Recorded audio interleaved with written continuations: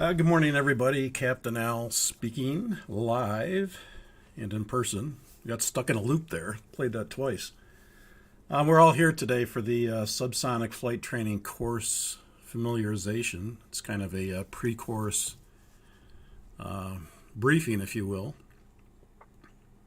And if you're in the room, if you could, somebody give me a 1 just to make sure that you can hear me. And that you see the slide that says SSFT Course Familiarization with a 747-8 on it. If you can hear me, give me a 1 in the chat box. In the chat box. Steve, thank you. Give me a 1. Okay, so I think you can hear me. I think you can see the slides, and that's a good thing. I'm going to go ahead and stop the poll at this time, and we'll see who's in here today. So let me stop that poll, and we'll get an idea who the audience is. So here are the results from the poll. What are you? We have, let's see, we got, actually this is different because we have more percentage of people that are aviation enthusiasts in here. Usually it's a combination of real-world pilot and flight simmers, and that kind of goes back and forth. But today we got more aviation enthusiasts in the room, 44%. Real-world pilots, 33%. Flight simmer virtual pilots, 22%. And I don't know why I'm here, 0%. So thank you all for coming, and if you're not aware, we've had some prior jet streams or live streams that have talked about the course and the contents of the course and what the course is all about. And in December, we're having 2 live streams, or jet streams, as I like to call them, on the course Familiarization. It's kind of a pre-fam course, and that's to get you up to speed prior to the actual start of the course, which is in January. If you are interested in the course, you can go to patreon.com/subsonic flight training, and there'll be a link to that here, or I'll have that written on one of the slides later on, and that will explain the what the program is for Patreon members. And it will also encompass a video intro on what the course is about. And I think that's it's about a 41-minute video. So with that, we're going to talk about the course familiarization and go over what is in the Discord room and the materials and some things on pre-course information for those who are signed up for Patreon at this time. For those of you who are interested, we do have 8 Patreon members in the course. That's pretty good. I mean, I expected maybe 5 to 10, to tell you the truth, on this course, and right now we've got 8.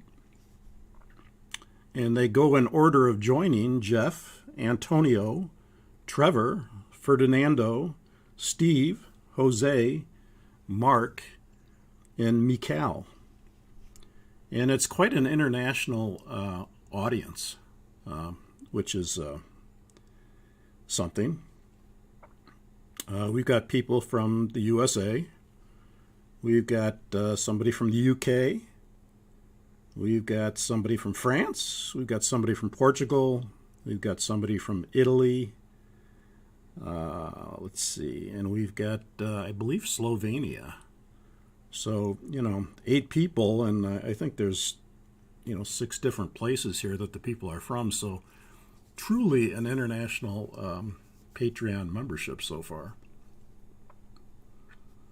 And welcome to the Patreon members who are, I'm sure there's a few here today. This is being recorded so that, again, if you need to view it later and you're not viewing it live right now, you'll be able to see it later. So with that, let's get on with the course familiarization. We're going to discuss the Discord and what it is and how to get into it and just a few of the things about it. If you're not a Patreon member and you're thinking of becoming one, or for those who are Patreon members, they probably already figured out how to navigate the Discord.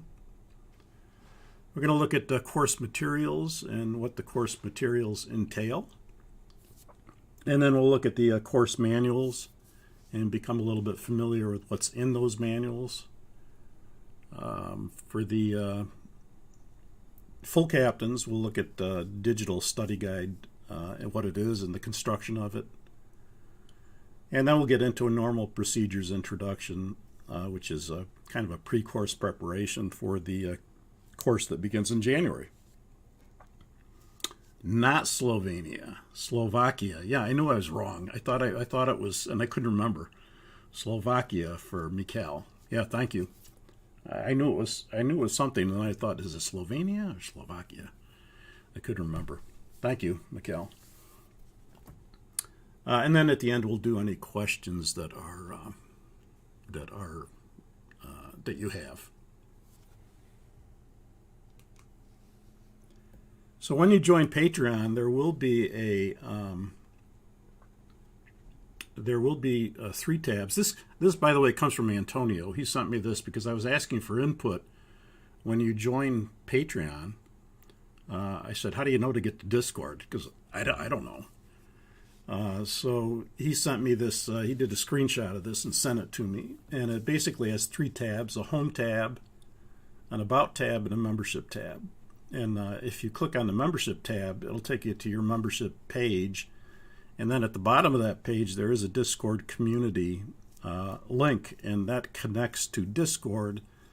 And then I think from there, it's a one-time sign-in. And then when you're on Discord, that's it. You don't have to sign in again. So I was wondering myself how Patreon will lead you to Discord. And sorry if my voice is a little hoarse today. I've got a little bit of a cold. Everybody in Minnesota is sick. When the weather gets crappy in the winter, the germs just seem to float around everywhere, and everybody seems to get sick. And of course, we have it. I have my mother-in-law who lives with us, and she has dementia, and she got COVID from her daycare center that she goes to a couple times a week, and then she brought it home to us. But now this is something else. This isn't COVID. This is just a virus thing that's going around. And grandkids, the same thing. They come over and they pick up every crud that's in the school. So I apologize if my voice is a little hoarse or it sounds a little different. It's because I have a little bit of a congestion going on. So here's what the Discord, and we'll look at Discord live here, but this is what Discord looks like. And you'll see on the left, we'll list the servers that you have for Discord, and there's going to be an SSFT server with the airplane, the 4-engine airplane symbol that you can click on, and that will take you to the Discord page. And then on the Discord page for that server, there's a bunch of channels. You'll see in this case there's course materials, full captain, cruise captain, first officer, hangar talk, autopilot, flight instruments, FMS, systems, full captain recordings, recorded jet streams, Boeing news, and student videos. Those are all the channels we have in the Discord. And then when you select one of those channels, that'll have whatever the chat box is for that channel. In this case, you're looking at the course materials channel, and that has all the PDF files for the course materials for the cruise captains and for the full captains. For the first officers, there are no course materials provided. And by the way, all these Patreon members, the 8 of them, they're all full captains, which is kind of not surprising to me that people would pick that option because economically it's a good bargain for $10 a month. And then on the right side, you have the channel members, and at this time I was the only member of the channel. And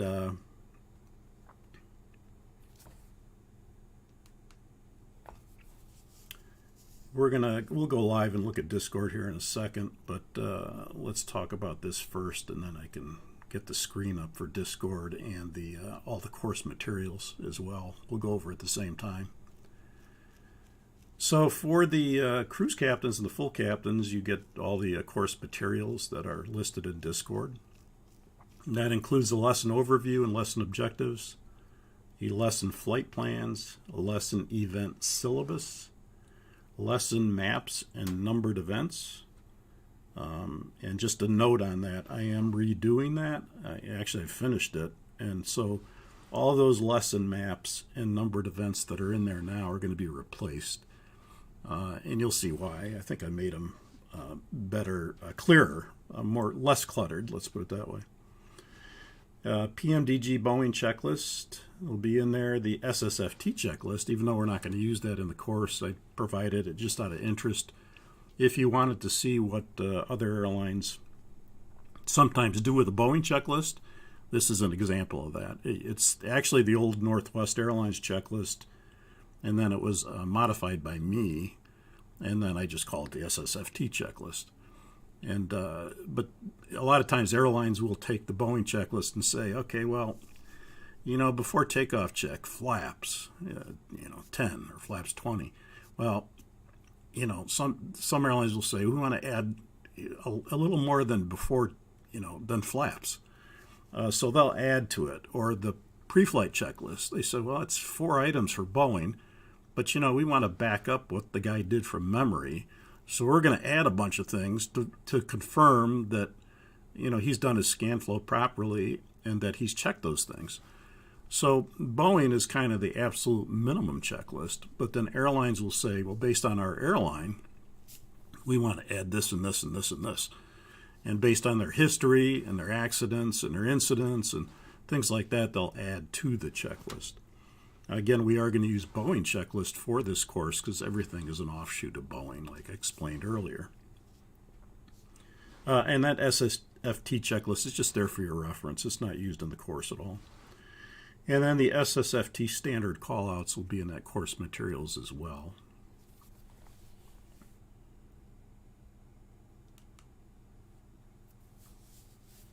The manual's familiarization will be looking at the Flight Crew Operating Manual, the FCOM, for the 747, 747-400. And then we'll be looking at the 747 Quick Reference Handbook as well, or QRH. And notice these are PMDG FCOMs and PMDG QRHs. They're real Boeing documents, but they're just old. And they're non-proprietary. They gave PMDG permission to use these, so they're out there in the public. And so, everything I'm using here, including the materials for the slides, are all non-proprietary information.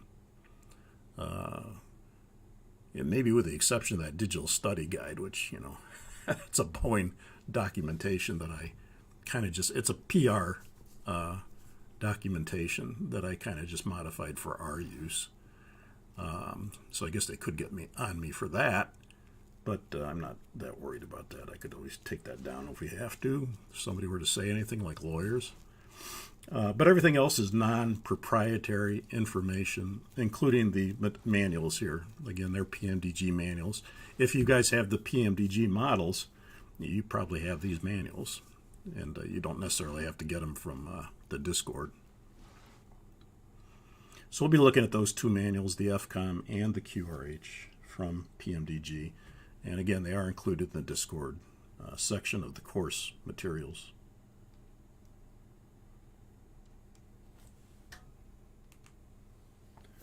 And then for the full captains, they have some additional perks, and that is the digital flight deck panel and study guide. That's the one that I say, it's more of it's not pilot training oriented, it's more of a PR brochure.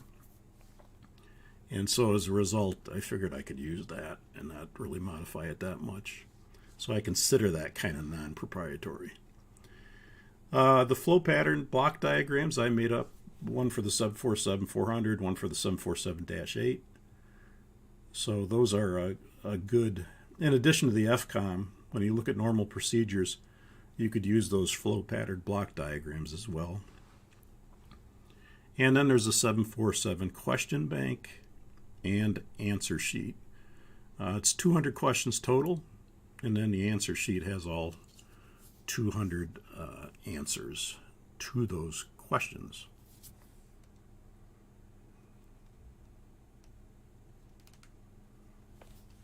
Okay, we'll stop there, and let me get the live.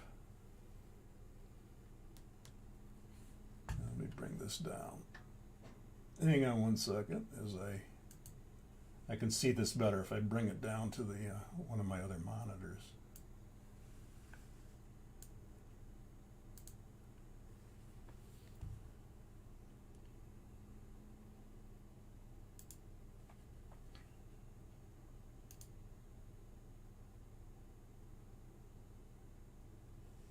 Let's see, I might have to close out of, let's see. Yeah, it looks like I got to close out of this, close out of the PowerPoint here because you're not seeing this yet. Let me just close that PowerPoint. And then, let's see, we'll do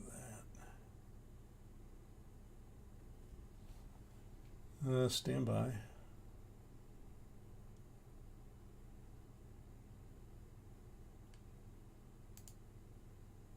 And then let's see, we'll do this. Yeah, there it is. Okay, you should be seeing, let's see if it comes up here. There, you should be seeing lesson objectives now. Just let me know if you see that. Does everybody see that, the lesson objectives? Just want to make sure you're seeing the same thing that I'm seeing. Yes, you are, Steve. Okay, good, thank you.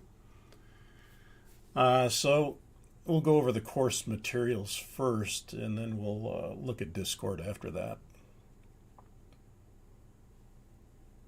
Get that just a little bigger.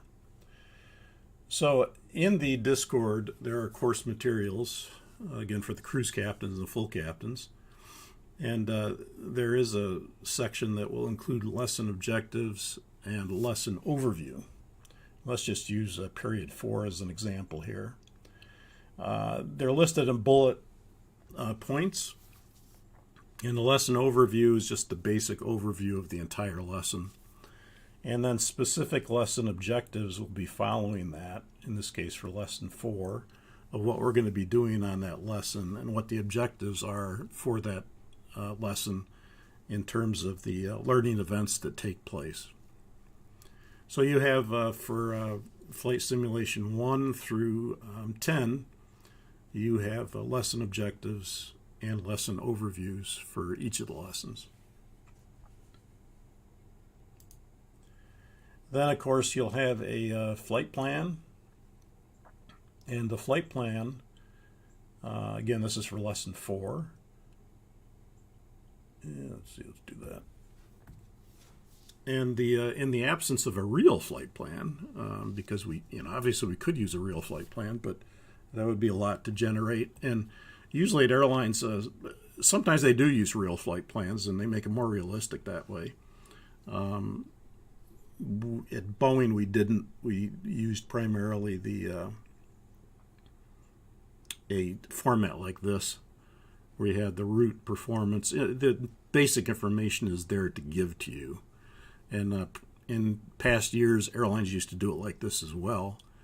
I think when you're doing AQP now, training, it's more like you get actual flight plans. And they'll still have something like this that lists the pertinent points of that lesson, but you'll get a real flight plan as well, and it's more line-oriented, which is what AQP does. But for us, in the absence of a real flight plan, this is our flight plan. And so it'll have our route information, our origin, our route, our SID, our destination, and our call sign. And then it'll have performance information, and that performance information will be in pounds and kilos. We're going to use pounds just because I'm in the U.S. and I've got to pick one, so I'm just going to pick pounds. But, again, if you're doing this on your own and you're more comfortable with kilos and you're repeating a lesson, you can certainly use kilos instead of pounds. I have kilos there as a reference for what that would be for the zero fuel weight and the fuel and the gross weight. Cost index, cruise altitude, thrust, flaps, acceleration height, engine out acceleration height, thrust reduction, and then wind slope and CG. That's all part of the performance information that we need to know. And then weather information would be the ATIS information for that lesson. And then when we call to get the clearance would be listed as you see here. And that we could modify that from time to time. And I probably will. I tend to do that on real lessons as well. So that's the flight plan for the lesson, but sometimes it's modified slightly, not a lot. And then so that's the flight plan, if you will. And then you'll also have a lesson event and numbered events on a map from point A to point B. This is what's on there currently. This is an example of period number 4. And it has listed where the lesson events take place. Call them the learning points, if you will, or where something takes place to be a learning point along the lesson. So you'll see it starts up here at number 1 and goes through number 2, 3, 4, 5. And there's another sheet that will tell you what is taking place at these numbered events. But what I've done is I've gone back, and every time I looked at this, I thought, this just looks too cluttered. So I went back and kind of modified this. And so I'm going to take all those down, and then it'll be something like this, which is a lot less cluttered, and you can kind of see it better. And you can see what the planned route is, which is in purple. And then as we fly that route, yellow would be where we modify the route and do something different, go off the route because we're cleared off the route to do something. So your original flight plan is kind of the purple with the arrows. And then the actual lesson of what we're doing is kind of we veer off from that original route and then do some things that you see in yellow. And so I think this is a lot better than that.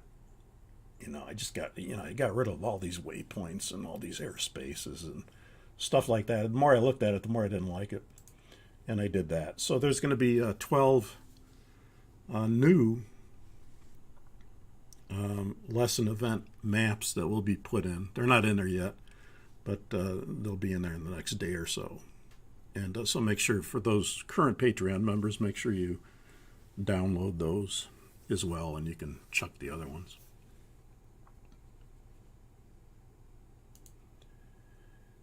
And then there's this goes along with the map. There's a lesson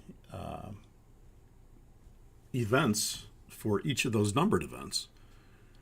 So we were just looking at that number 4, and you can see that this is what happens on that lesson at each of those points. So number 1 would be LNAV, VNAV departure. Number 2, speed and altitude restriction. Number 3, climb direct. Number 4, long track waypoint. Number 5, direct to a waypoint. Number 6, fuel demonstration, and so forth. And so that's going to correlate again with this. So you can see like number 4 right here is a long track waypoint, which is this TOOTLE01, TOU01, creating that point. And then all these numbered events are listed here of what we're doing on that lesson. And of course there's a briefing on all this stuff too prior to the lesson.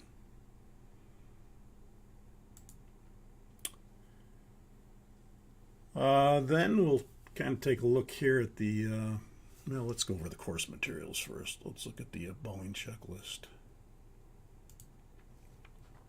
Here's the Boeing checklist. Most of you are probably familiar with it. Again, this is a PMDG checklist. It's not anything that's proprietary. Again, you can see it's from 2009, so it is older. But it's, it hasn't, the Boeing checklist really hasn't changed. Yeah, I don't think there's anything on here that's changed. I'll take a look at it. But so even though this information is older, we're going to use that older information because we're all on the same page. If there's something that newer, I'll kind of let you know. But in order to have non-Boeing proprietary information, we're going to use the PMDG checklist, and which is a Boeing checklist, and those manuals, which are also Boeing manuals, but they're just licensed to PMDG to use. And so they're out there in the public, in other words.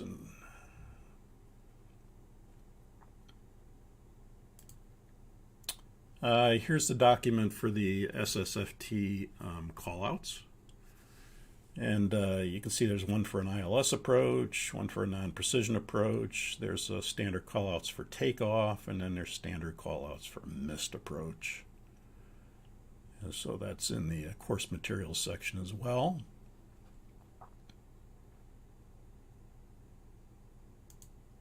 And then there's, this would be for the full captains, there's flow patterns. And again, these were created by myself. They're block diagrams. And again, there is one for the 747 and the Dash 8 as well. They're basically almost the same, but the Dash 8 has few differences that would be reflected in some of these flows. So you can see there's a before start flow and engine start flows, and before taxi flows, and before takeoff flows, and line up or takeoff flows, and then after landing. And by the way, we call these procedures rather than flow patterns. It's a shutdown procedure followed by a shutdown checklist. It's a before takeoff procedure followed by a before takeoff checklist. So when we say procedure, it's the same thing as a flow pattern. And a flow pattern is something you do from memory, and then many times it's backed up with a checklist. Although you could argue that the Boeing checklist really doesn't back up everything that's done in these flow patterns. But again, the idea with Boeing is that you're doing things from memory and based on a scan flow and areas of responsibility that we'll talk about. And then, again, it is backed up by a checklist, even though the checklist, you could argue, is kind of skimpy for Boeing. Here's a secure procedure or flows, and then followed by a secure checklist. So those flow patterns are listed or are contained within Discord as well for the full captains. But again, so far everybody's a full captain, so you're getting all this information. And then again, for the full captains, there's the subsonic flight training, Boeing 747. This is for the Dash 8. I didn't make one up for the 400, but again, this is non-proprietary. I made this up actually for a customer. And there's 200 questions on the 747-8.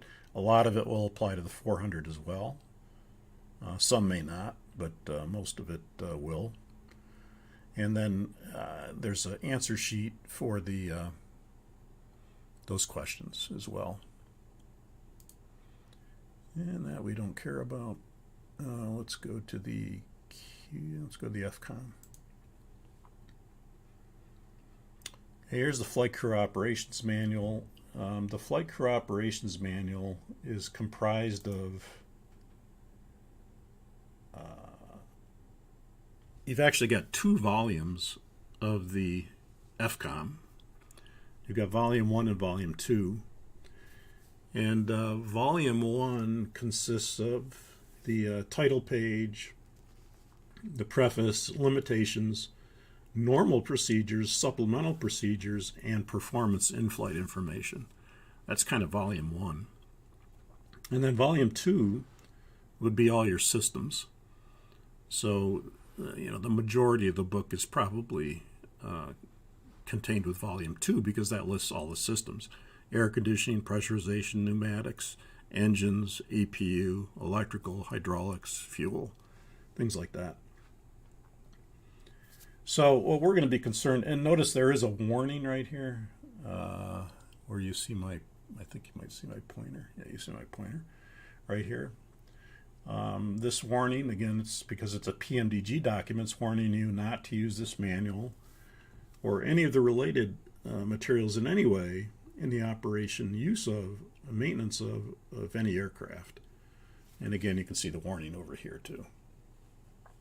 And they're just telling you these materials are not approved by anybody. They're older, non-current materials, and they're saying don't use these manuals for actual flight. So don't go to your local 747 anytime soon and use this manual to fly the airplane. Even though it's very accurate still, there's a lot of good information here, even though it's old. The information is still valid. Excuse me while I cough.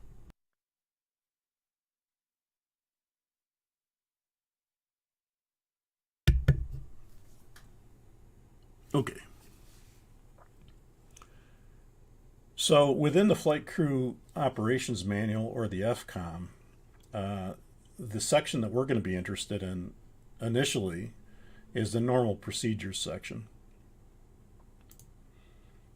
And if I go to the normal procedures section, you'll see there's an introduction, and then there's amplified procedures for the scan flow. And I'll talk about the rest of that. But we're going to talk about the introductory section today of the normal procedures. The supplemental procedures, we'll talk about that when we get back to the PowerPoint presentation. But those are comprised of procedures that are not done regularly. So, something that you would not do on a constant basis would be listed in the supplemental section.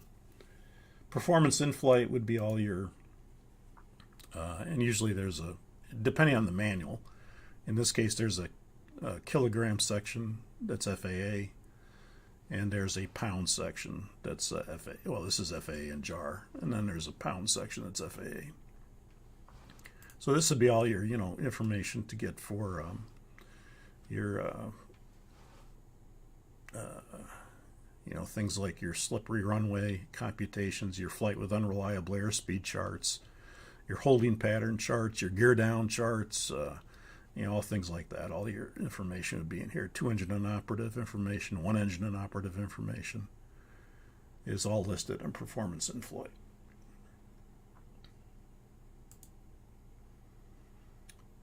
And then, of course, in the limitations, we're not going to be too concerned with limitations, but you would have to generally know your limitations of the airplane.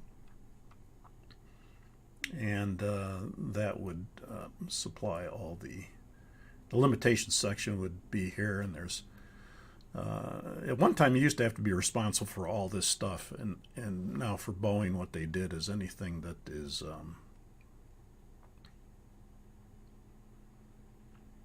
well, let's see if I can find an example. Now this is too old to show that, I think. Anything that you had to be responsible for, they made a mark by where it would be responsible, but we're not doing orals or anything like that, so you don't need to know, obviously, the limitations, but you might want to look at this section for knowing what the limitations are of the airplane. And like I said, nowadays you don't have to know all the limitations, but there are some you have to know by memory, and those are usually asked during an FAA oral. Yeah, this is too old to show it. And then there's the systems description, and this will have all the systems. This is air conditioning, controls and indicators section, and then a description of the system itself. So this is all your controls and switches and what they do. And then there's the amplified discussion of the system. And so that's for all the major systems of the airplane.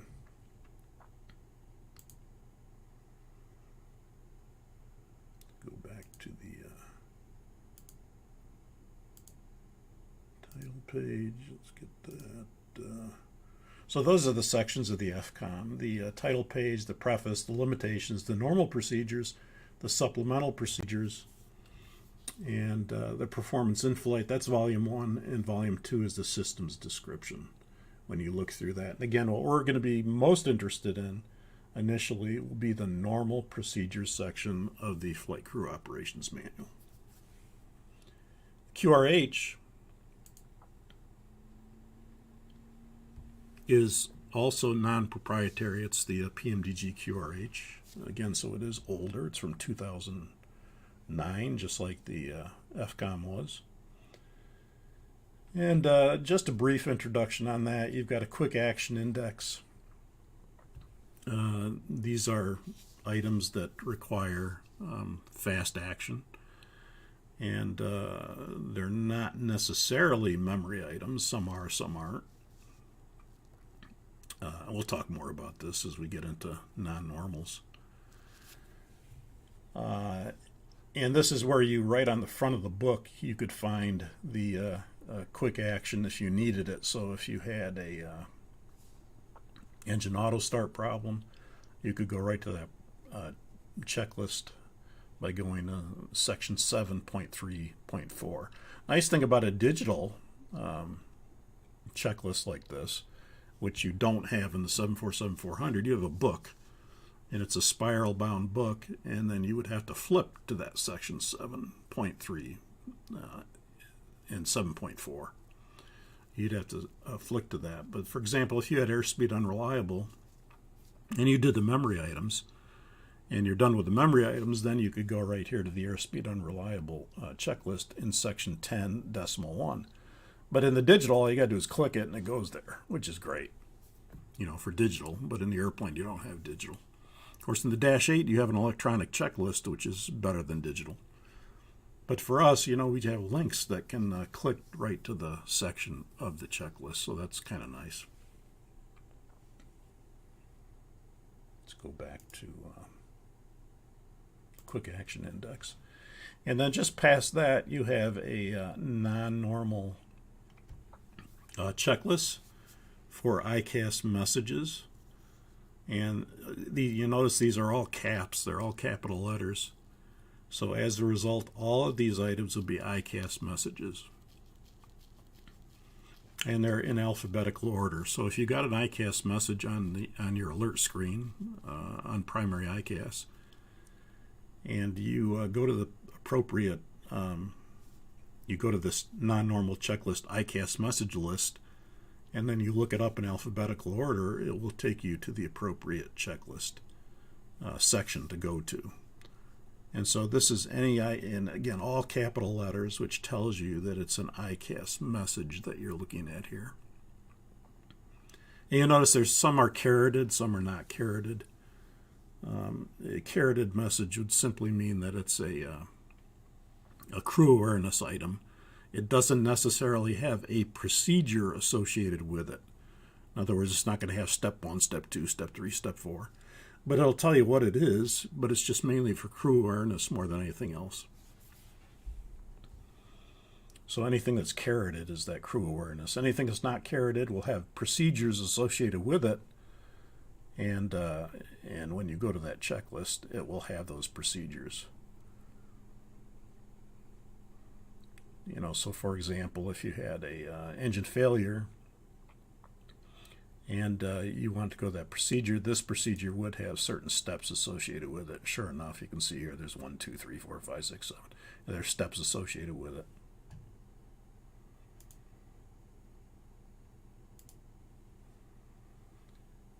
The next checklist in the QRH is the unenunciated checklist.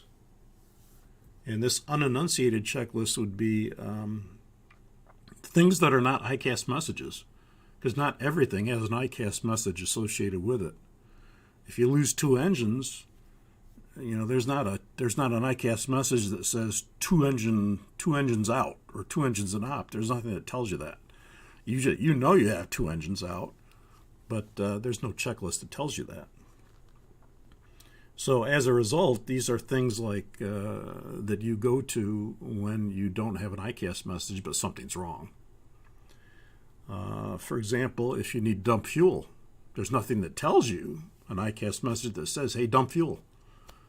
But there is a fuel jettison checklist. If you can't raise the gear, there's nothing that necessarily tells you that the gear is jammed or whatever, and you'll get a gear disagree message, but if the gear lever is not going to move up, it will tell you that information. or it doesn't tell you that information, so you have to look it up. And that's where you look up, if there's no ICAS message, you look it up in the unenunciated checklist section. And notice this is not, most of it is not capital letters. They're smaller, they're not in all caps. Some are. Evacuation is, or no, that's not. Automatic unlock is, I'm not sure why that is. But most of these are not in capital letters. Here's two-engine inoperative, if you had a tail strike, if there's window damage. And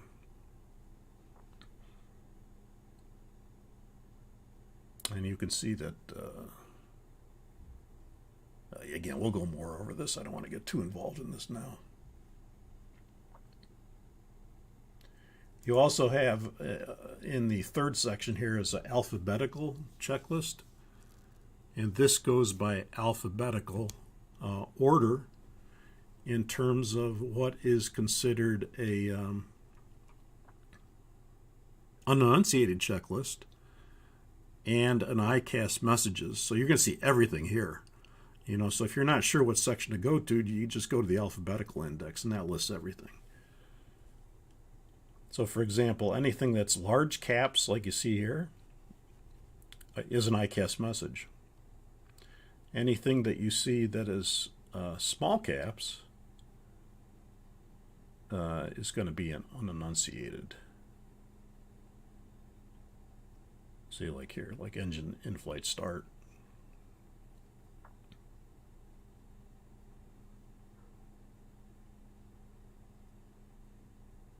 We'll talk more about that. And then the QRH also will include the normal checklist. So this is also where you find the Boeing checklist in the QRH. And then, of course, there's the actual sections of the non-normal that you would go to. And so if you had a problem, with any system, the first place to look is the index that's appropriate for the message. So if you had a ICAS message, you go to this ICAS message list to look it up in alphabetical order, and then it lists the section that you're going to go to. If you have an unenunciated, because there is no ICAS message, you go to the unenunciated checklist section, and you look that up. If you're not sure, just go to the alphabetical index, because that lists everything. Everything's here. Both unenunciated and enunciated. And quick action items are also here. Everything's here in the alphabetical index. And then you look it up from there. What you don't want to do is just go to the appropriate system, like if you had a fire problem and you just flip to fire, and then you're kind of fumbling where to go. Where do I go from here? And you're kind of flipping through the book, and you want to know exactly where to go. So the indexes are great to use because they direct you exactly where to go. Whereas if you go to the system, you'll kind of be flipping through it and trying to find it, and then it doesn't become a quick action index or a quick reference manual. It becomes a slow reference manual in that case, and it's meant to be quick reference. So that's the QRH, and like I said, probably more detail than I really wanted to go into. Okay, let me go back to the PowerPoint presentation. Well, actually, let's go to Discord first. So let me get rid of this. I don't think I need anything here anymore. Let me get rid of that. And let's go to Discord. Switch there. So here we are in Discord. And let me make sure you're seeing the same thing I'm seeing. You might not be. No, you're not. So let me change something here. Guess I've got to change that.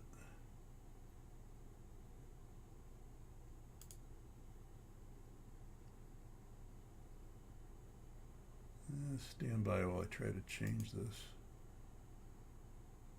PowerPoint.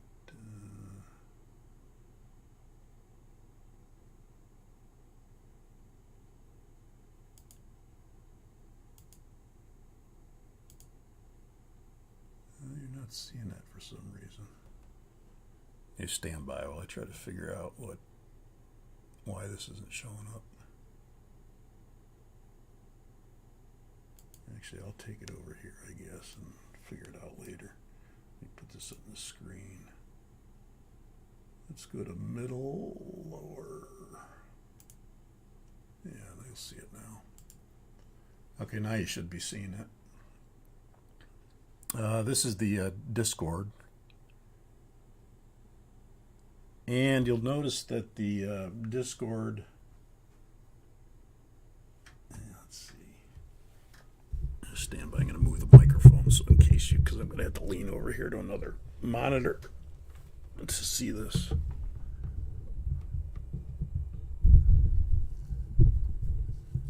So this is the Discord page, and like we said, there's a Discord SSFT symbol. And depending on what you're subscribed to here on Discord, there could be many of these channels or servers that you're members of.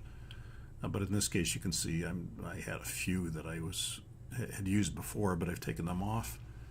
And there's just the SSFT logo here, and that's the server. When you click that, that will take you to the SSFT Discord page.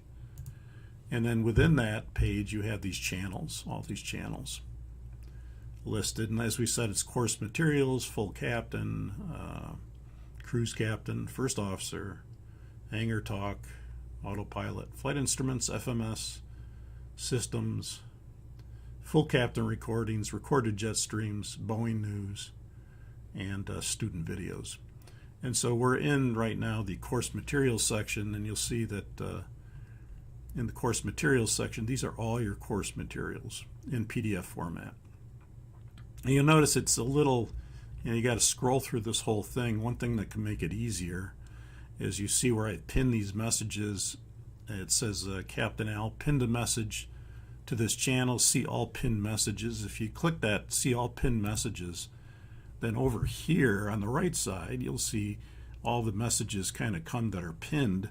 And it's a lot easier to see the materials now that you have, and you can download all these materials.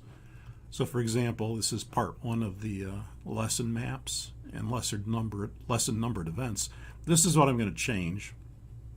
These lessons 1 through 12 are the old lesson event maps, and I'll be changing them to that new format where it's a lot less cluttered. Here's the course checklist for Boeing. There's 3 PDFs for the full checklist. There's the SSFT Subsonic Flight Training Standard Callouts.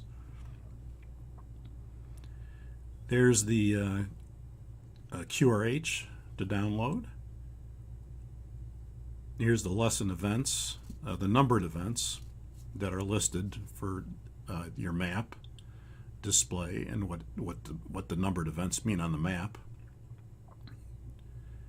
And then the lesson events would be located here, and this is for, you see that this is for the DT 11 and 12, which is the 747-8 differences training, and then the lesson events for the Flight Simulation 1 through Flight Simulation 10 are listed here. So they're two separate sections, but if you want all 12 of them, you could download this one initially, the FS 1 through 10, and then when you get to past lesson 10, you could download the 11 and 12 for the Dash 8. Same thing here. You'll notice that there's the lesson flight plans or lesson overview and objectives. So it lists everything's here that you need except for the FCOM. The FCOM is a little too big to put in Discord, so everybody that joins Patreon, right away I make mention of the fact that the FCOM will be sent to you via email, and then I send you the FCOM within a day when you join Patreon. So, and you'll see there's a notice in here about that, that the FCOM you have to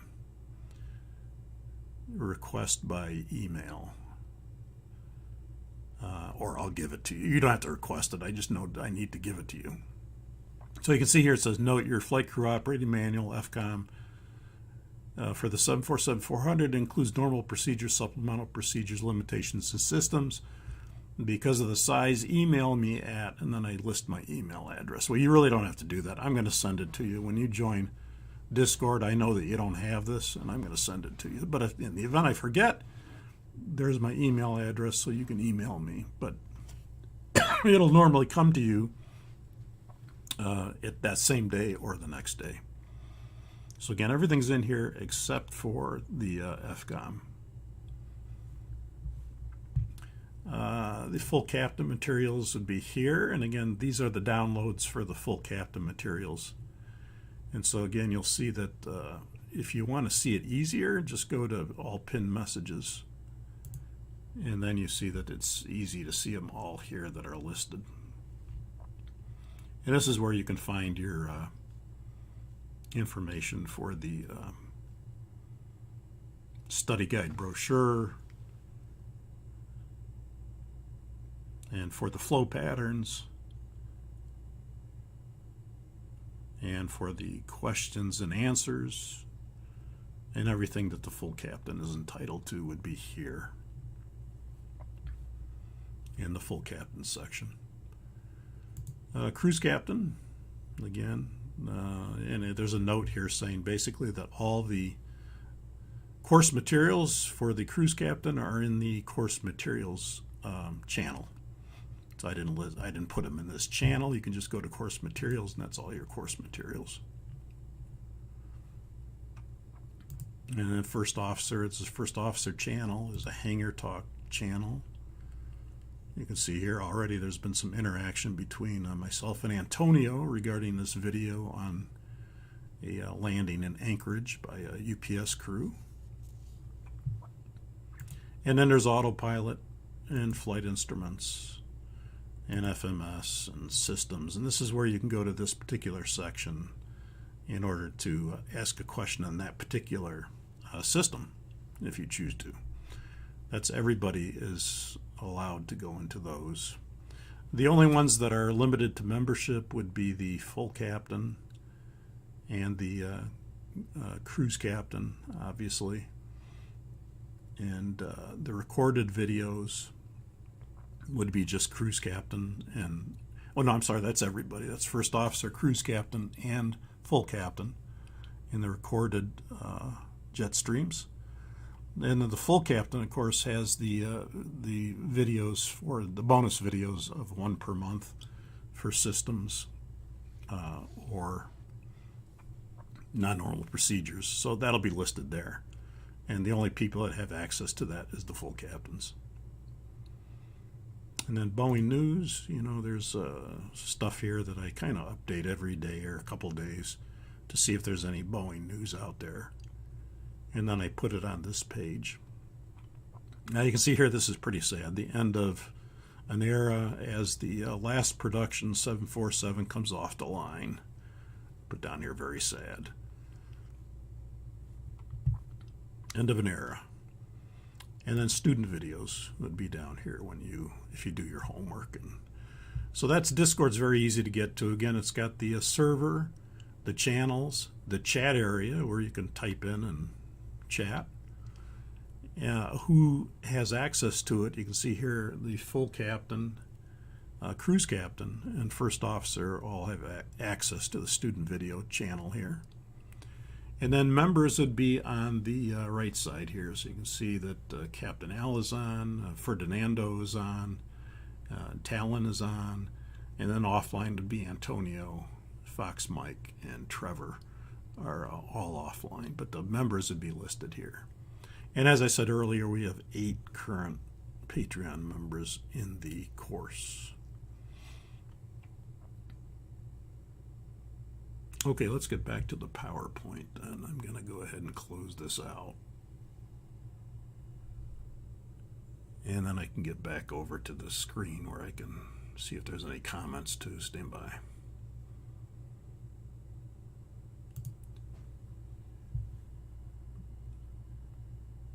Okay, give me just a second while I flip the screens around here.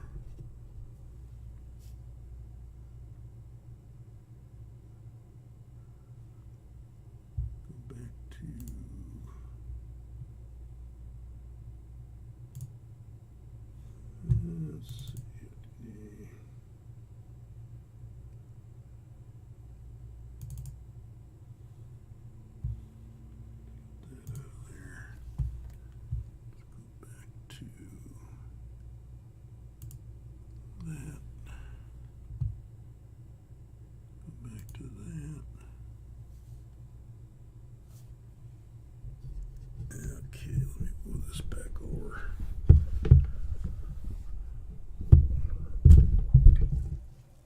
Look, everybody should be seeing the PowerPoint presentation again that has Discord on it.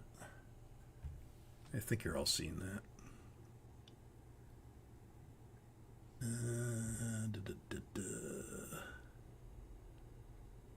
Not seeing Boeing news on Discord, Steve says. Yeah, that's maybe you missed it there. I think I had it up. But you can see that, Steve, in the when you go to Discord and just click that channel, Boeing News. Oh, I see. You're telling me you're not seeing it at all. On your Discord, you're not seeing it? You should be. That should be one of the channels. It's at the bottom. So let me know if you don't see that on yours. Okay, I'll get with you, Steve, and see why you're not seeing that on Discord. You should be. You should have that channel. It's under recorded jet streams, and then it's Boeing News, and then student videos. That should be what you're seeing. Channel's not there. That's interesting. Yeah, let me check into that.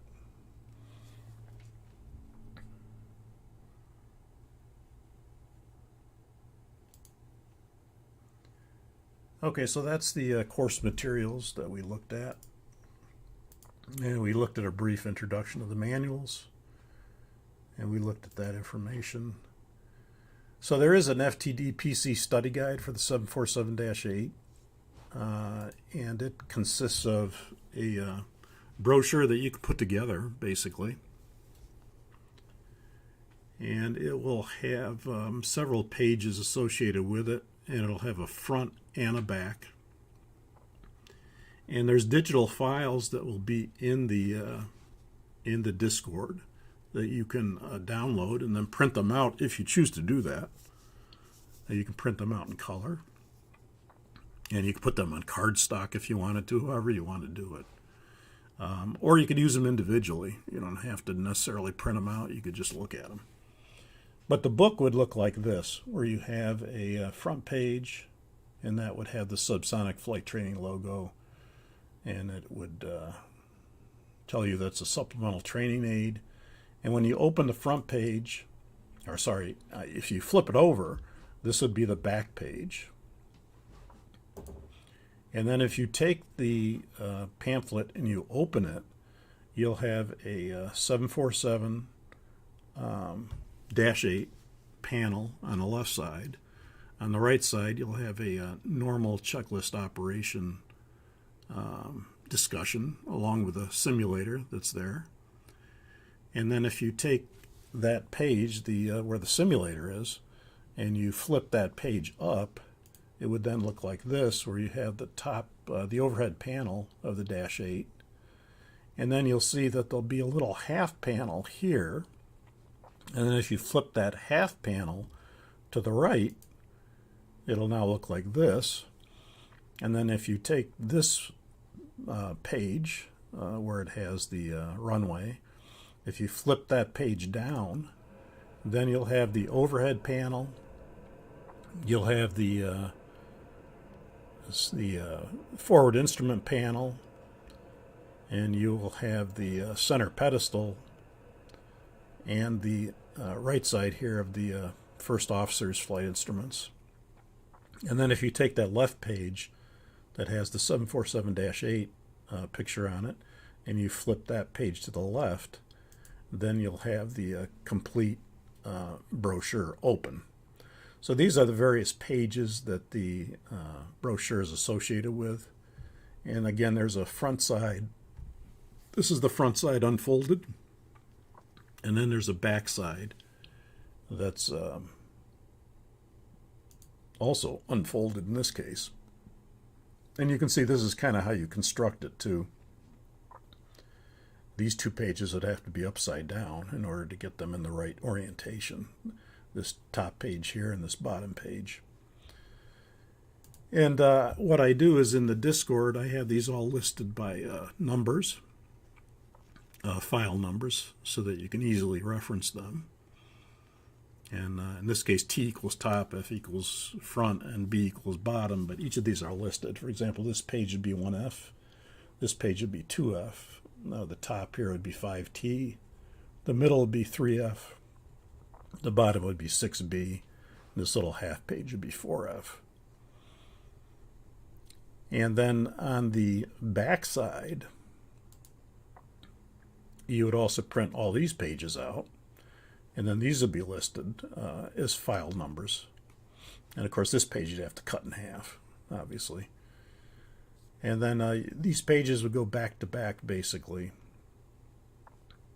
And then you could bind them with, staplers or tape or however you want to do that. And then you could put this together in a brochure format. It's pretty easy to do, actually. And you can see here that this is a little video I did. And this is on the Discord as well, and I talk through it. But this is I put this together with black and white.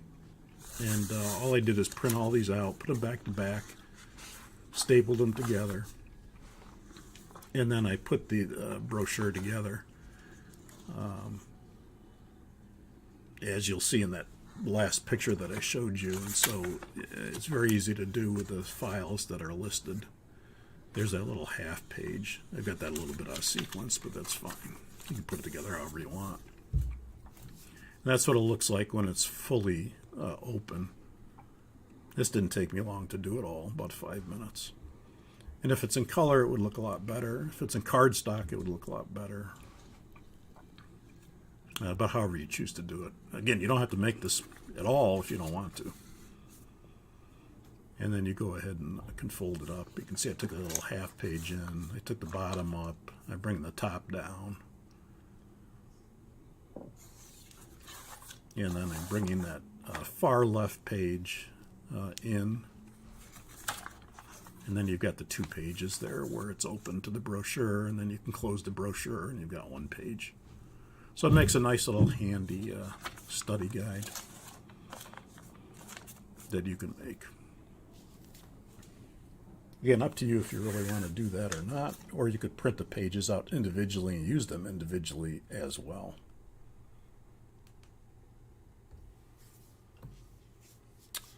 Okay, let's see. Let me look at here. Not seen Boeing News. I'm looking at the comments now. Steve says, channel out there. Jeff, neither for me. Okay.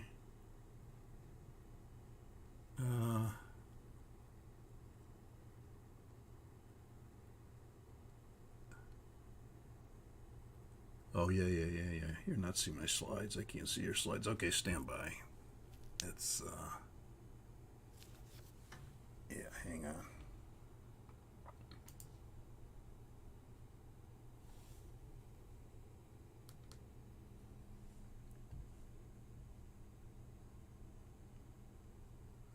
Normal procedures, let's see.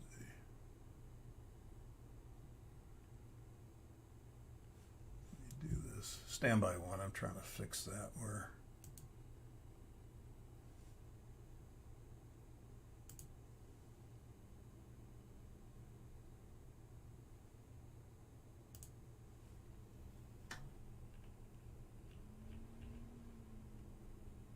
Hey, hang on 1 second. I'll be right back.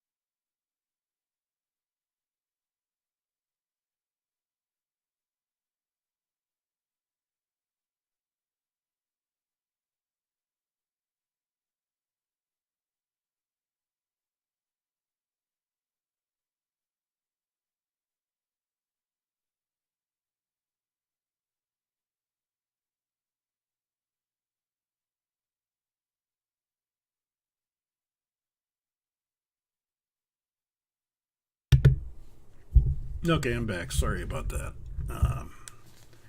I'm using this Observer Studio, and it's not the easiest thing to maintain when you've got a lot of different documents that you're trying to show.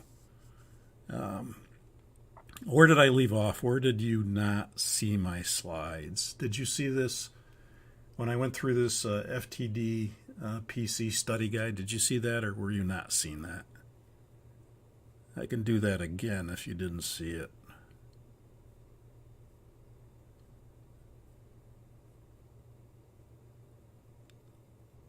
Steve says 0. Okay, so you didn't see that. Okay, but you're seeing it now, correct?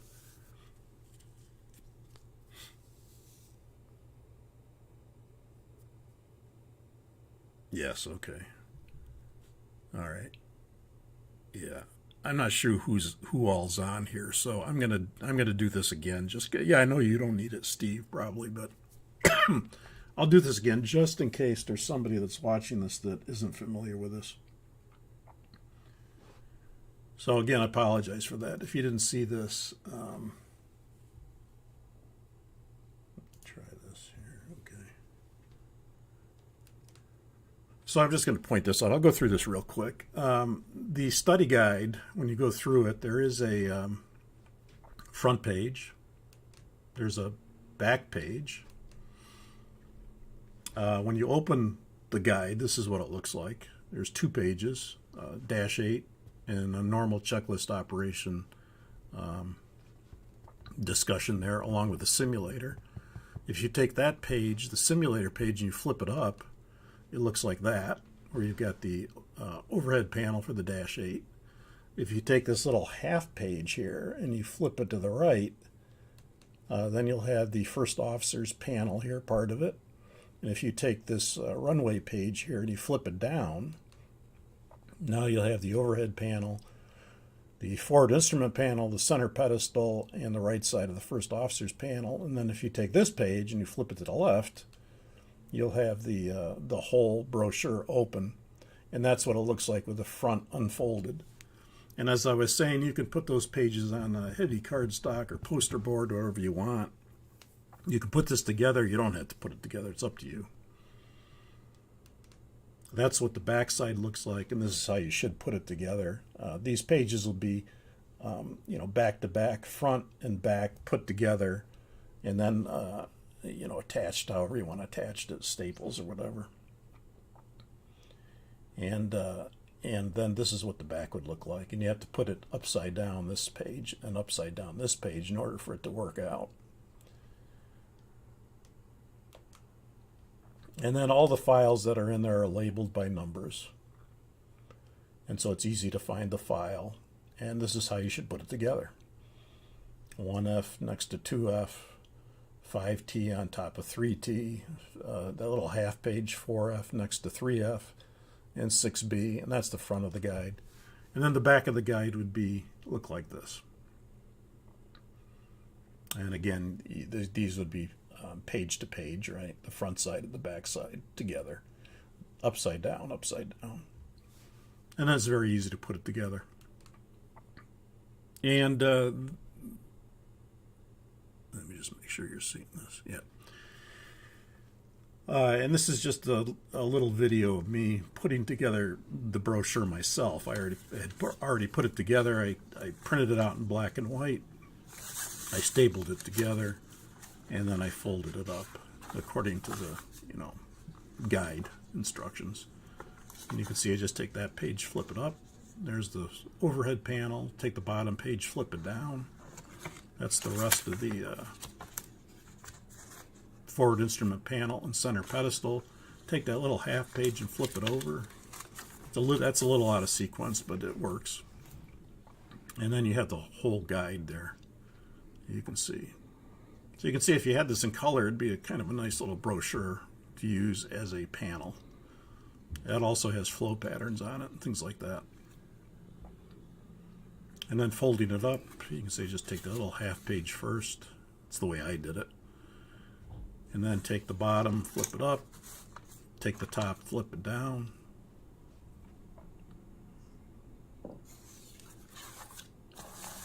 And then take the outermost left page and flip it back toward the center. Now you've got the brochure open, and then take that whole brochure and close it.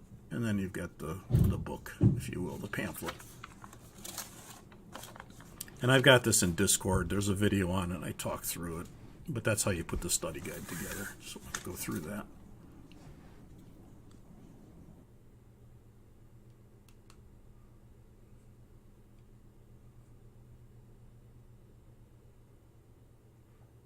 Okay, now we're back where we should be.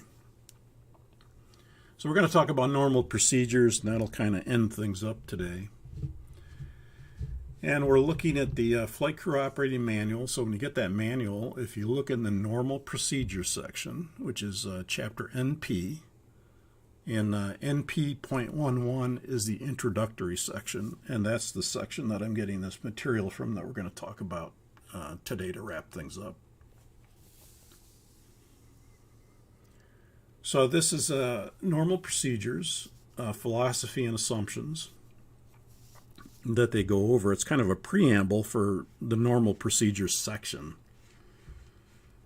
We talked about supplemental procedures. They're found in the FCOM as well. They're procedures that are done as needed, things that you really don't do that often. Like an electrical power-up, you really don't do that often. Well, some people might. It depends on the operation, but the typical airline pilot with some kind of airline probably doesn't do this. He gets on an airplane that's powered up, and he doesn't have to power the airplane down when he leaves. He just leaves. And so the electrical power up and electrical power down are not normally done. So as a result, you could look these up and read and do it from the supplemental procedure section. Adverse weather. If there's adverse weather, we don't expect pilots to know from memory what to do in all kinds of adverse weather. So this whole section on adverse weather is listed in the supplemental procedures for specific icing procedures and engine run-up, things like that. If the APU is not working and you have to do ground pneumatic start, we don't expect crews to know how to do that necessarily by memory, but we expect them to know where to look it up. Stand by while I cough.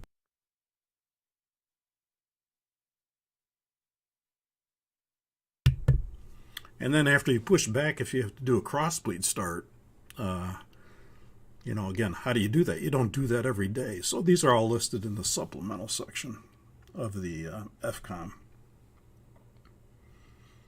Yeah, we'll be doing those initially because we usually start with an airplane that's not powered and we go from there.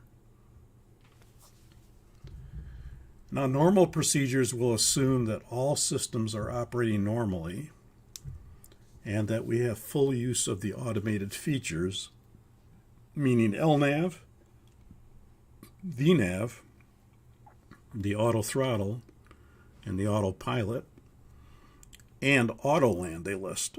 I'm not sure why they list autoland, because autoland, we do autolands, but only in certain situations.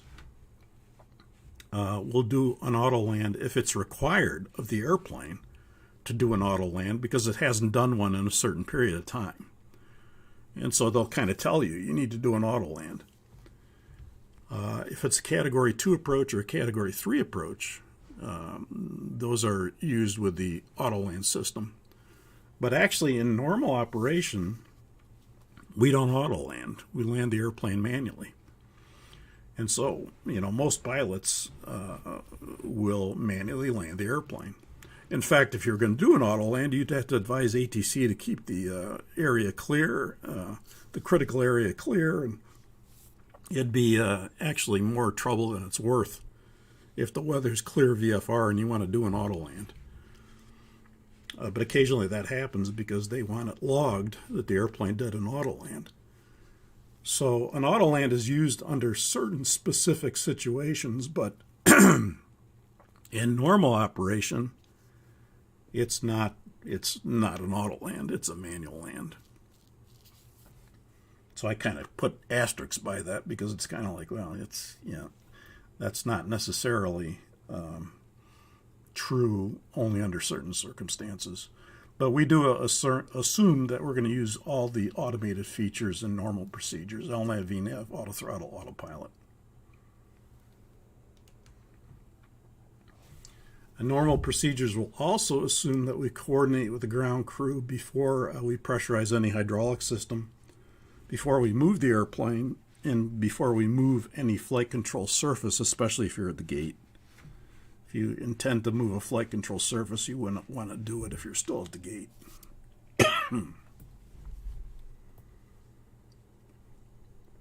And again, when they say assume, that means they're not writing it down. They're not listing it as a normal procedure. They assume that you're going to do that.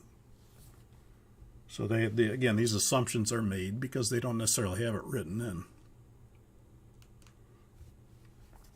Same thing here. Normal procedures will assume that the pilots will adjust lighting and crew comfort. It doesn't say adjust your lighting anywhere. It doesn't say adjust, well, it does say adjust your seat, but it doesn't tell you how to adjust the seat. It doesn't tell you can use the foot heaters. You know, nothing really tells you that. So they're assuming that you're going to adjust the lighting.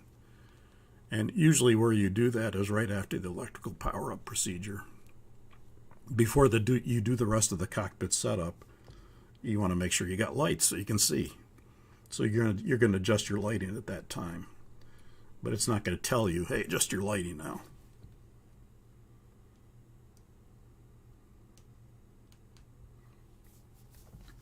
So normal procedures in the airplane via Boeing are done by memory. Each pilot has scan flow duties. The captain has his scan flow duties, and the first officer has his or her scan flow duties.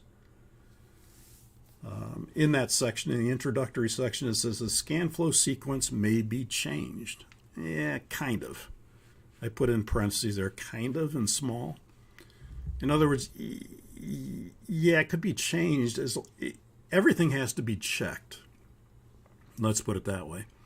However, we usually in training do expect you to do it the way it's written. So I'll give you an example. The overhead panel is done from the top to bottom on the left side of the overhead panel. And then when you go to the center of the overhead panel, it's done from top to bottom. And when you go to the right side of the overhead panel, it's done from top to bottom. Well, could you do it from top to bottom and then go from bottom to top and then from top to bottom? In other words, kind of like an S curve? You could. You're still checking everything. But we normally would discourage that because we're going to say, nah, if you're being checked, we want you to do it the way it's written. I'll give you another example. The thrust quadrant. You'd normally go from the parking brake to the reverse thrust levers to the forward thrust levers to the flaps, and then you go from the parking brake to the fuel control switches to the stab trim, auto switches to the alternate trim switches, and it's kind of a left to right and then left to right in like 2 rows. But what if you did from the parking brake to the reverse thrust levers, forward thrust levers, over to flaps, but then you come like an S, you come around and check the trim, alternate trim, and the maybe it's easier to show you this.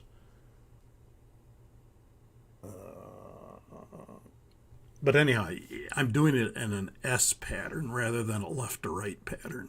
Would that be okay? Yeah, it would be. You're still checking everything, but instead of going from left to right and left to right on that thrust quadrant, you're going from left to right and then from right to left. And so it's kind of an S curve pattern back, but you're checking everything. So the scan flow, that's why they say the scan flow sequence may be changed, but we usually advise against it, especially if you're being checked and trained, because we want you trained and checked the same way that you're going to do it on a check ride, the same way you'll do it on a line. So that's one of these things that's kind of, you can change it, but not change it drastically. The main thing is, however, is that everything has to be checked. That's the main point.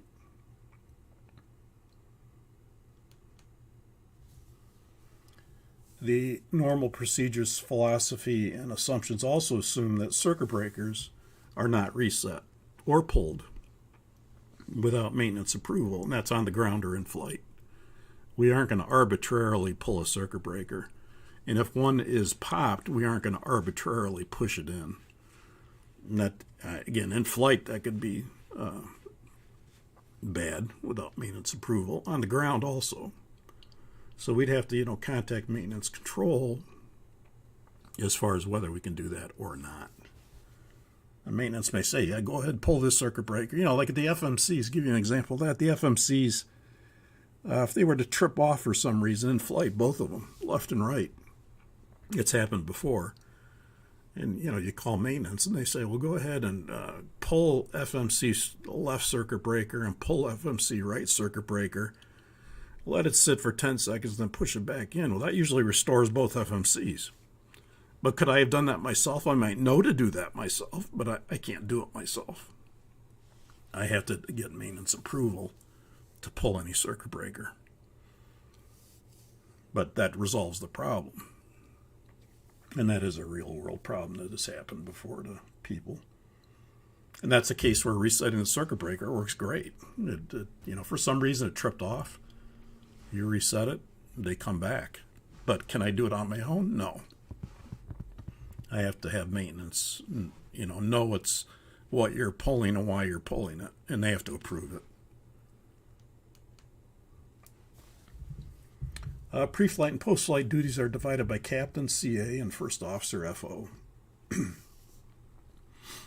that's pretty much on the ground with the airplane not moving. So with the airplane not moving, there's a captain, there's an FO. You have your own scan flow duties to do by memory. Once the airplane moves, then the phase of flight duties are divided into pilot flying, PF, and pilot monitoring, PM. Each crew member is responsible for moving controls and switches in their area of responsibility. So the concept of the area of responsibility is that depending if you're the pilot flying or not, or pilot monitoring, you have certain areas of responsibility that you will move the switch or control in that area of responsibility. And we'll talk more about that. So there are pre-flight and post-flight scan flow duties in normal procedure section of 11.5 of the FCOM. I'll pull that up here in a minute. And then there's captain items and there's first officer items. There's also an area of responsibility diagram of the captain as pilot flying. This is when the airplane's moving. Or if the captain's taxiing, he's considered the pilot flying. And then there's captain items that the captain would manipulate by his area of responsibility. There's first officer items that the first officer would control via his area of responsibility. And then there's joint responsibilities, where both crew members could be responsible and select something in that area.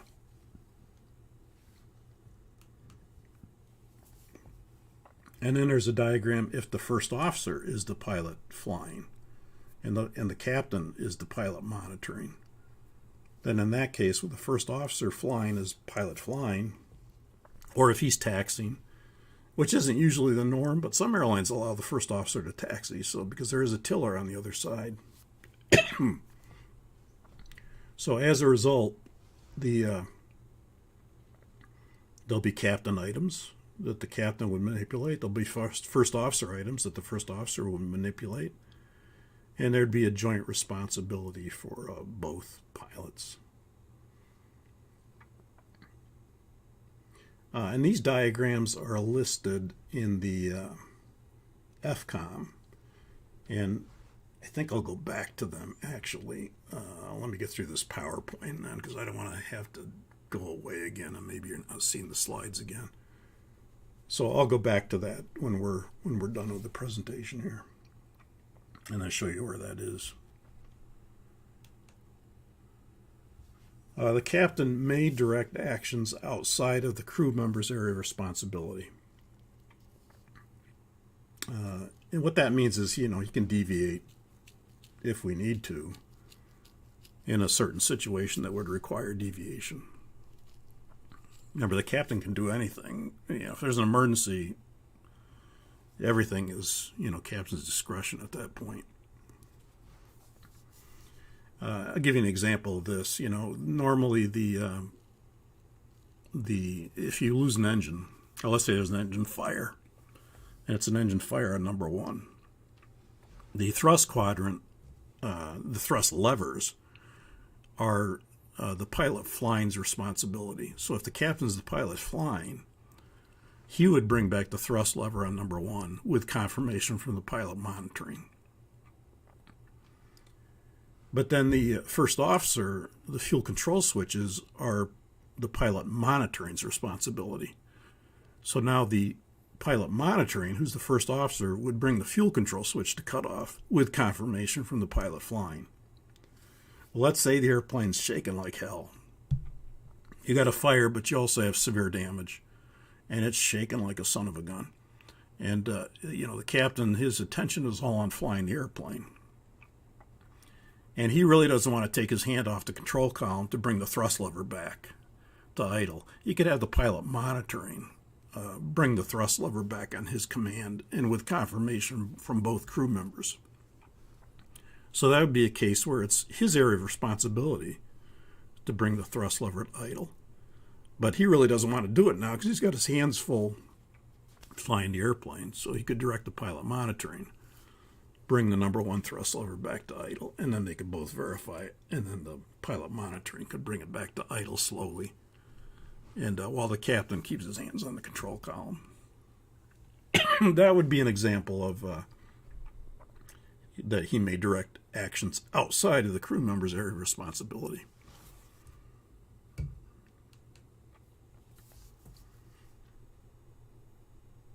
The pilot flying phase of flight responsibilities, once the airplane starts to taxi or the jet moves, then the captain, if the captain's taxiing, the captain would become pilot flying at that point, and the first officer would become pilot monitoring. That's normally the case.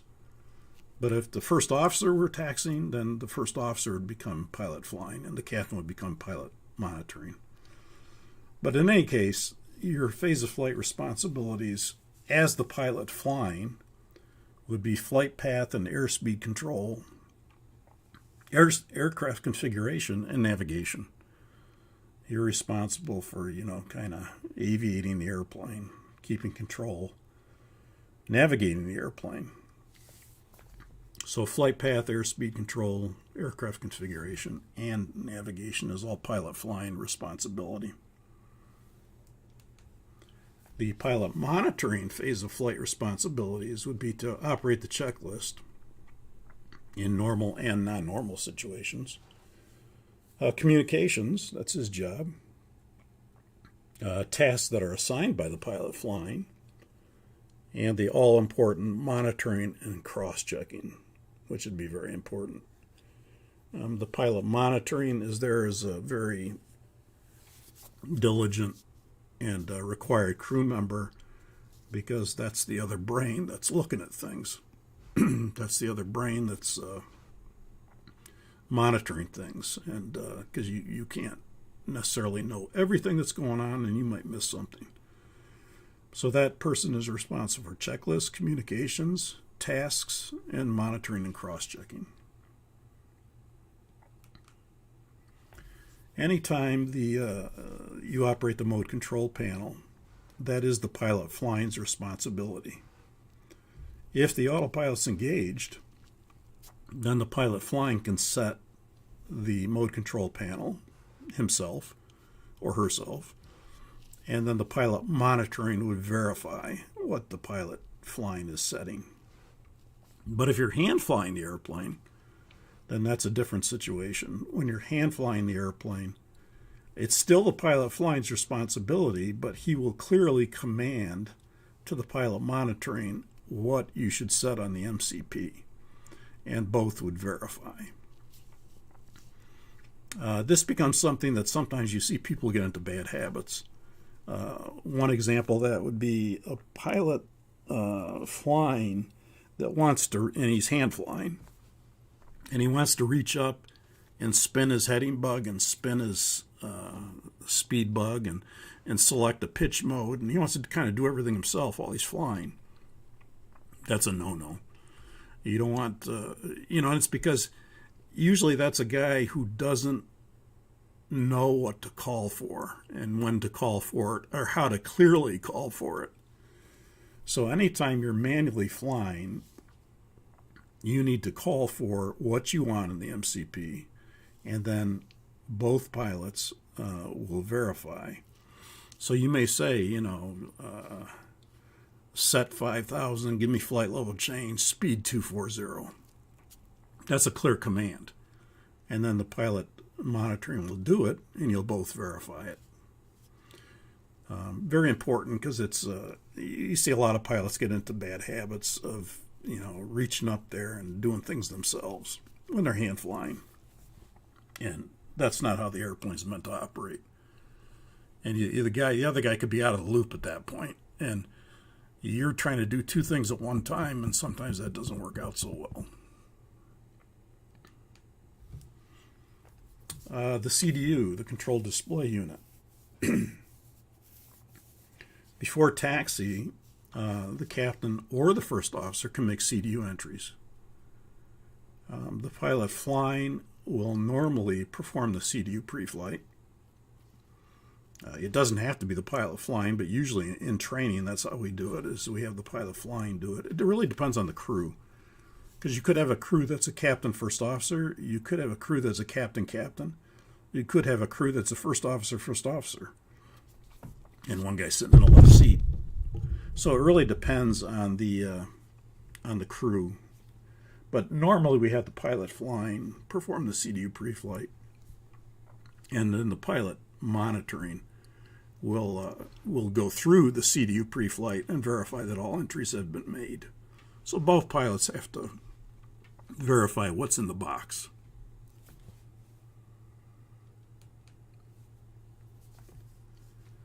Once we start to taxi, then we really want to avoid entries in the CDU until the airplane stopped. We don't want one guy heads down typing away when we're in a busy taxi environment that requires 4 sets of eyes or 2 sets of eyes. So when stopped, the pilot monitoring will then make whatever entries are required, and the pilot flying will verify those entries. But again, normally once the airplane stopped, and not while you're moving. When you're moving, everything's got to be totally focused on taxiing, where you're going, what the traffic situation is, that you're on the right taxiway, that you're following the markings, things like that.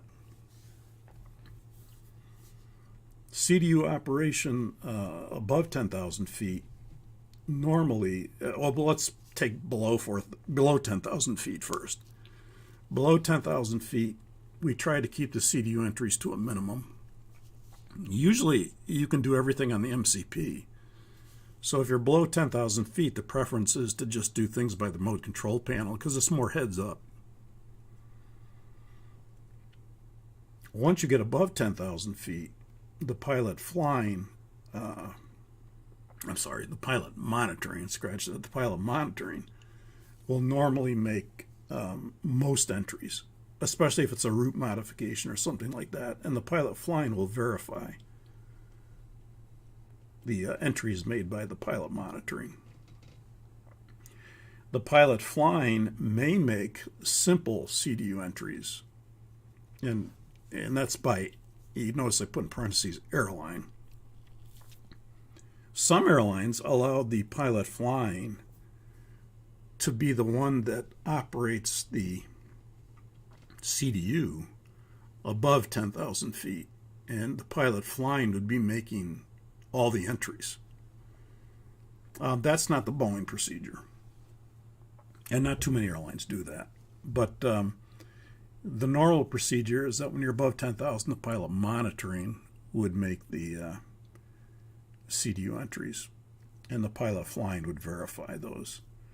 But the pilot flying can make simple CDU entries. Now, what does that mean?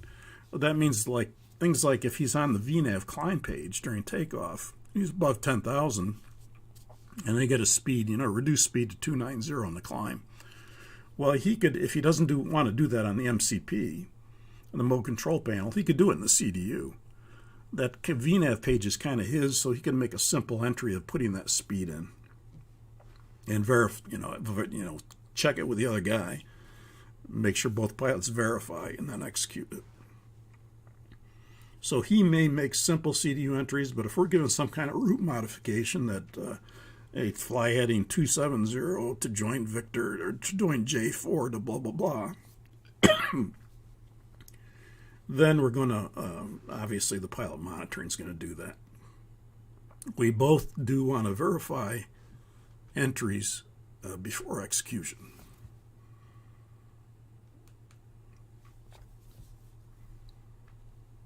As far as the autopilot flight director system goes, the crew must always monitor your course, your vertical path, and your speed. What's more important than that? You got to know where you're going. You got to know what you're doing in the climb or descent. And you got to know what speed you're flying at. So the crew always has to monitor those basic functions whenever you're on the autopilot or using the flight director system.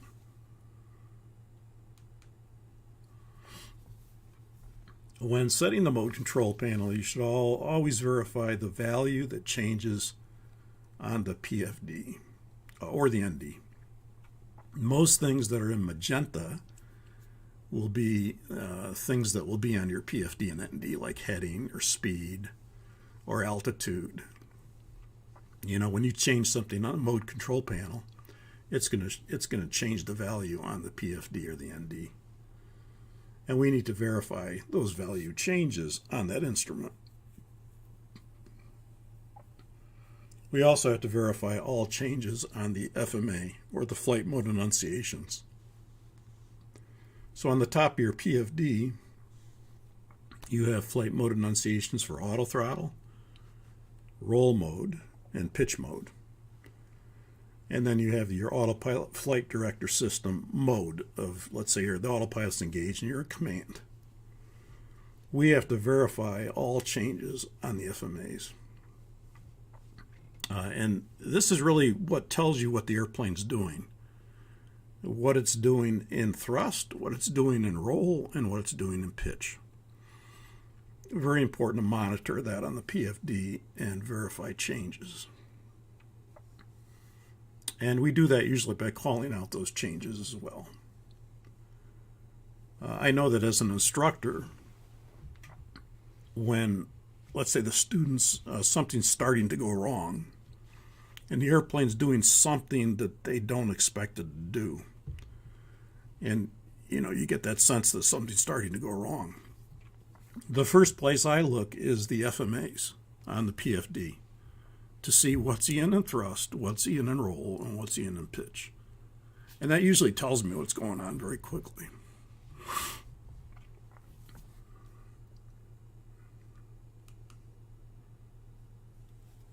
Oops, I skipped one there, I think. It's go over here. I think we skipped a slide.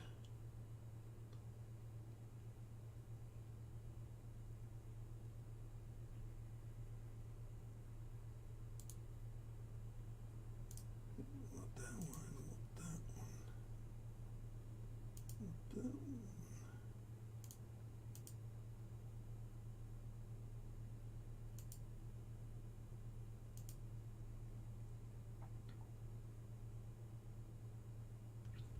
Okay, I won't go back to that slide. All the last slide said there was that the announcing the changes on the PFD, the FMAs is good CRM practice. In other words, when you note a change on the flight mode enunciations, it's good CRM practice to call out that change.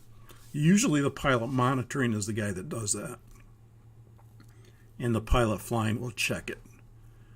So, if you see a change and there's a green box around the flight mode enunciation, and the pilot monitoring notices it, he'll say thrust, ref, VNAV, speed, for example, and the pilot flying will say check. And that's a good way to learn the FMAs. It verifies you both saw the change. And it's a way to, again, get to know the FMAs and what they mean. But it's not necessary all the time. In other words, if you're in a busy environment, there's radio calls coming in, and you're in the terminal area and you're very busy, you have to verify the FMA change. You don't necessarily have to say it. But in most cases, it's good to say it, as long as you have time to say it, and that's not going to compromise any other awareness issues that, situational awareness issues that you're doing. So usually, again, we verify the FMA, we verify the change in the FMA, and we call out the change in the FMA for the most part. Okay, for the homework, for those of you that are Patreon members, this is in the normal procedure section, chapter NP. The introduction was NP.11. You can look that over. That's kind of what we just went over. But for the homework and preparation for period 1, which starts in January, you can review the supplemental procedure for electrical power up and power down on supplemental procedure SP 6.1 and 6.2. You can review the preliminary pre-flight procedure, I call it PPP, preliminary pre-flight procedure NP 21.1. You can review the CDU pre-flight procedure NP 21.2. You can review the FO flight deck preparation duties NP 21.9. You can review the captain flight deck prep duties NP 21.19. You can review the engine start procedures under NP normal procedures 21.29. And then you can review the following flow patterns: before start procedure, before taxi procedure, lineup procedures, after landing procedure, shutdown procedure, and secure procedure. And again, this is what each crew member does, and you can find that under normal procedures as listed. Now, some of these things are crew concept things, and it's going to be limited to what we can do with crew concepts, since I'm the only one flying the lesson per se. But they're all important things in terms of how a crew operates that we discussed today in the introductory section. So when you set up the flight deck, you can set it up like you are a first officer and you're doing the flight deck scan flow procedure. And then when you're done with that, you set it up like you're a captain doing the flight deck preparation scan flow procedure. And then you go from there. In other words, you do both crew members' duties. Is it necessary to know both crew members' duties? Pretty much so. It's especially good for the captain to know what the first officer is supposed to do, because the first officer has quite a big duty in terms of setting up the cockpit, the flight deck.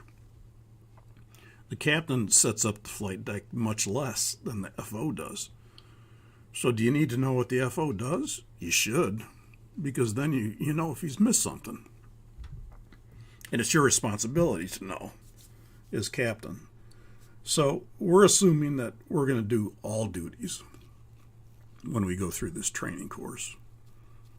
And so we're learning both crew members' duties.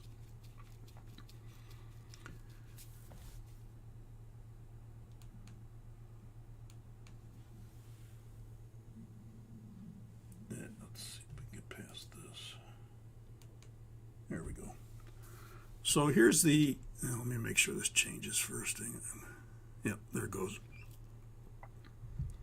So the January jet stream is going to be for the FTD1 brief will be on Monday, January 2nd at 12 noon or 11 Central. And then the flight portion of that FTD1 will be the next Monday, January 9th at 12 noon or 11 Central.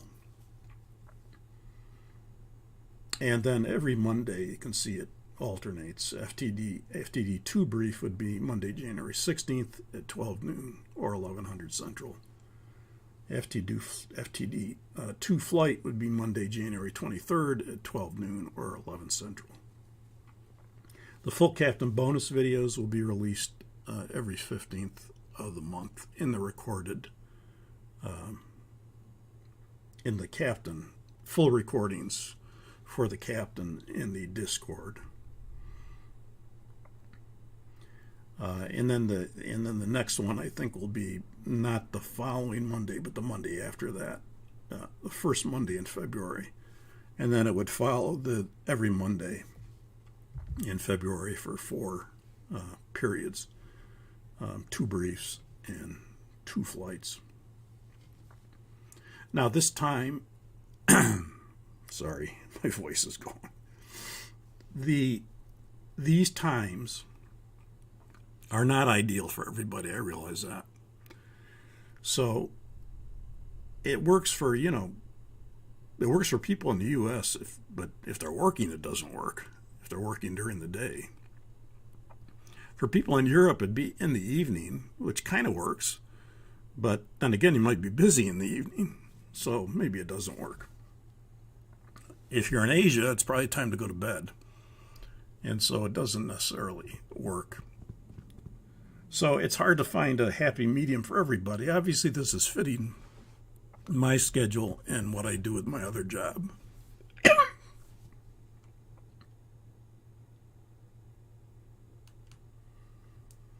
So again, just to mention, all briefings and flights are recorded for Patreon.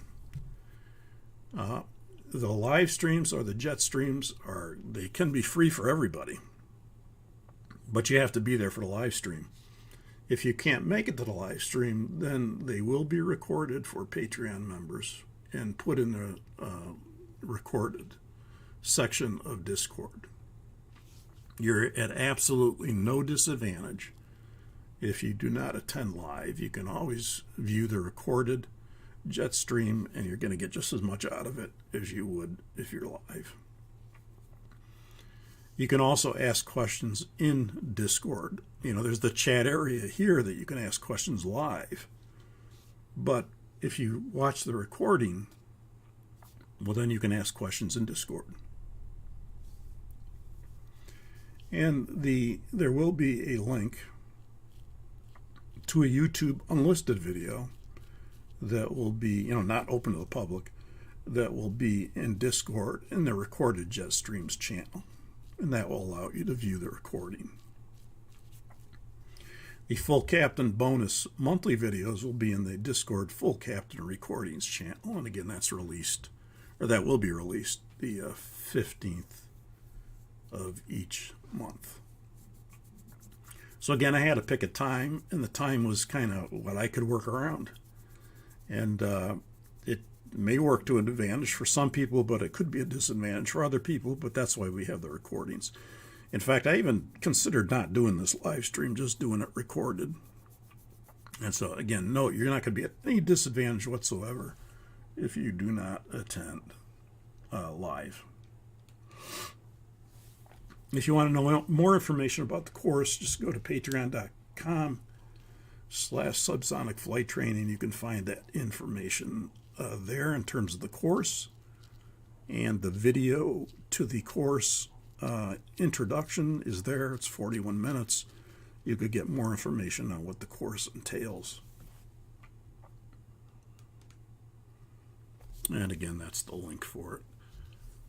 So I'll open it up now for any questions that anybody has on any of the materials that we did today. Any questions? Again, I want to thank my Patreon members for being here. And I want to apologize for my voice. And it's not ideal doing this when you have a virus.